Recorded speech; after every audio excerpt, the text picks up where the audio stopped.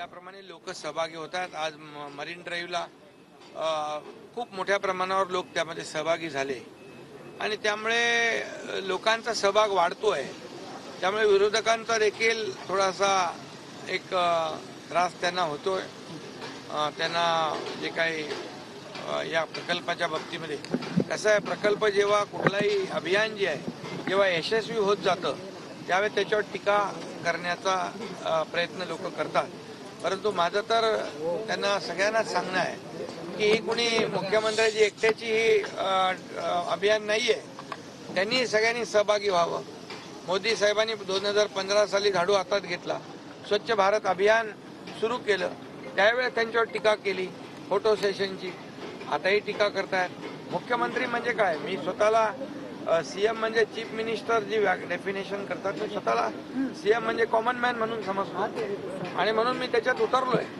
आणि मुंबई स्वच्छ करायला त्याच्यामध्ये काही मुख्यमंत्र्याला काही कमीपणाचं वाटण्याची आवश्यकता नाही। आणि त्याचे जे परिणाम आहे, आज पोल्युशन कमी होत आहे, जे एअर क्वालिटी इंडेक्स आहे तो 350 खाली आला आहे। याचं खरं म्हणजे विरोधकांनी कौतुक करायला पाहिजे स्वच्छ मनाने, आणि त्यांनी देखील या स्वच्छता अभियानामध्ये सहभागी झालं पाहिजे। त्यांनी देखील स्वच्छता अभियानामध्ये झाडू घेऊन स्वच्छता केली तर लोक देखील त्यांना धन्यवाद देतील।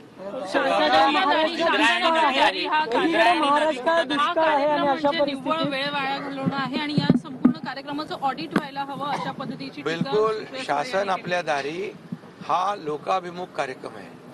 आज लाभ आणि निर्णय योजना शासनाच्या ठरलेल्या असतात, त्या मिळवण्यासाठी जे चक्रा मारायला लागतात, खेटे मारायला लागतात, जो प्रयत्न करायला लागतो, त्यामुळे तो माणूस कंटाळतो आणि कटकटीने तो नाद सोडून देतो लाभ घेण्याचा।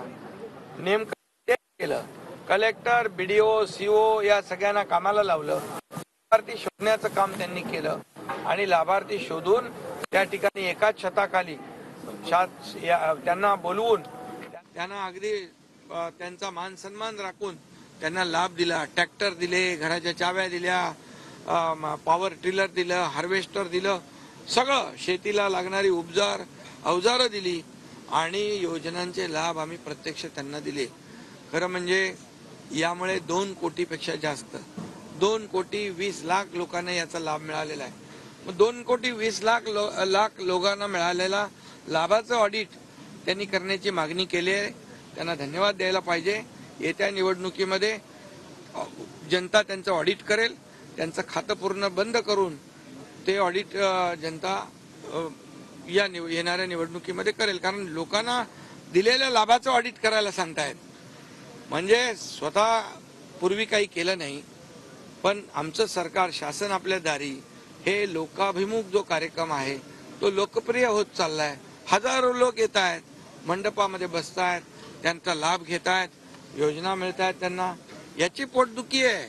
त्यामुळे लोक त्याचं नक्की त्यांना त्याचं उत्तर येणाऱ्या निवडणुकीमध्ये देतील। नुकत्याच झालेल्या ग्रामपंचायत निवडणुकीमध्ये त्यांना उत्तर दिलेलं आहे आणि येणाऱ्या निवडणुकीत जनता त्या पक्षांचं ज्या मागणी करतात त्यांचं ऑडिट करेल।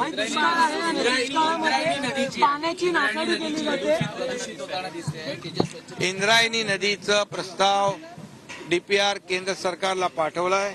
लवकरच त्याचं प्रदूषण कमी करण्यासाठी आम्ही प्रयत्नशील आहोत। जसं हे डीप क्लीन ड्राईव्ह आहे तसं नद्या शुद्धीकरणाचं देखील प्रकल्प राज्य सरकारने टप्प्याटप्प्याने हाती घेतलेला आहे। हे पाणी जे आहे, हे पाणी आपण म्हणालात काय दुष्काळ आहे आणि पाण्याचा कोणी म्हटलंय, त्यांनी पहिली माहिती घेतली पाहिजे।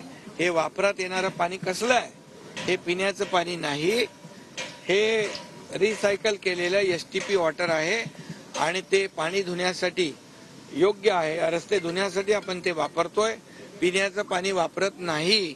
त्यांना थोडं तुम्ही सांगा, त्यांच्या थोडं त्यांना बुद्धीमध्ये त्यांना ही माहिती घाला।